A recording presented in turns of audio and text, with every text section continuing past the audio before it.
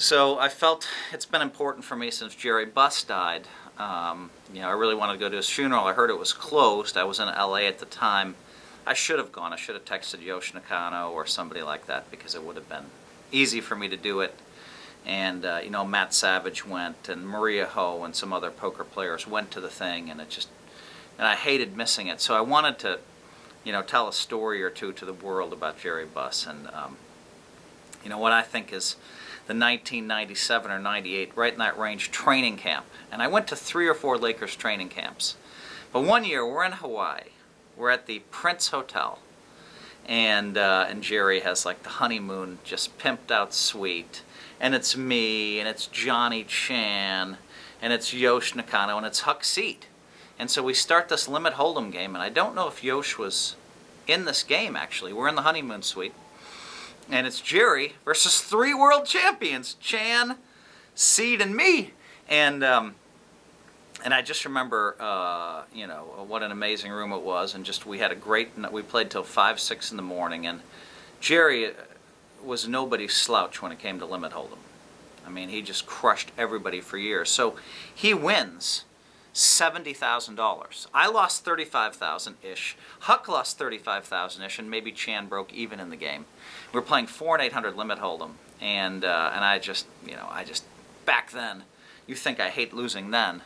Now, you should have seen me back then. I was just like, whoa, it was just like ruined a day of my trip. And that afternoon, Jerry said, "Hey, we have tickets for you at the will call," and I believe they were playing the Seattle Supersonics. These teams go to training camp together. Usually 2 teams. Last year it was the Golden State Warriors and the Lakers. And so, anyway, he had Huck and I sitting on the floor of that game, and it just kind of put a smile on my face. And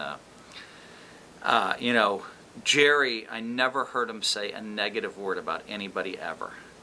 And he always went out of his way to I would sit in his box for Lakers games once, twice, 3 times a year for many, many years. And I'd always try to give him room, and he'd always come and find me and sit down and talk to me for 10 minutes. And I felt so honored that he would, sit down and talk to a poker player for 10 minutes. And it was just... and one of the traditions, of course, of being in Jerry's box is they had the dessert cart at halftime outside his box.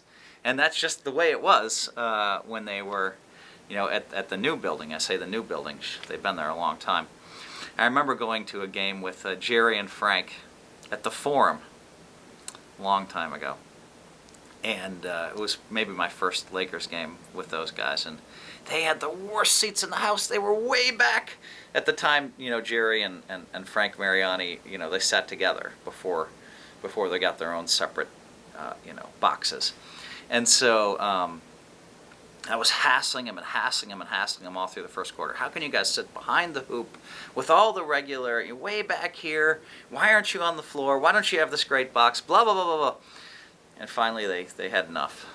They knew I was coming at them and hassling them. And I think my wife was with me, and they said, "Phil, it's the only place in the Forum you get alcohol service." Because it was illegal to have alcohol service in the Forum, and somehow they swung it in their box. And so I tried to bring it up again in the second quarter or whatever, and they're like, "Phil, are you serious? Have your drink and relax." Yeah. And so anyway, I just remember Jerry just being a gentleman, a champion, incredibly skilled at poker, and just very calm guy. And I just never saw him. And I remember at the World Series of Poker one year, I was staying at the Gold Nugget, and there was a mini series going on, and so I don't know, it was between events or whatever, and I went down there to see who was there, and a lot of the old timers that I used to play with were in this little $300 buy-in tournament, including Jerry. He just didn't care. I mean, sure, he had all the money. He could be playing in World Series tournaments, but if it wasn't his event that day, he'd just as soon play at the Nugget. And that says a lot about the man.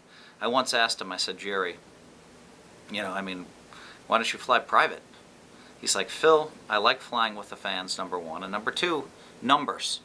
He said, "Commercial jets are just safer than flying private, period."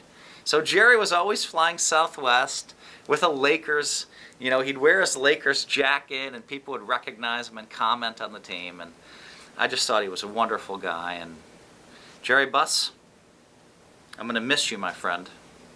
Rest in peace.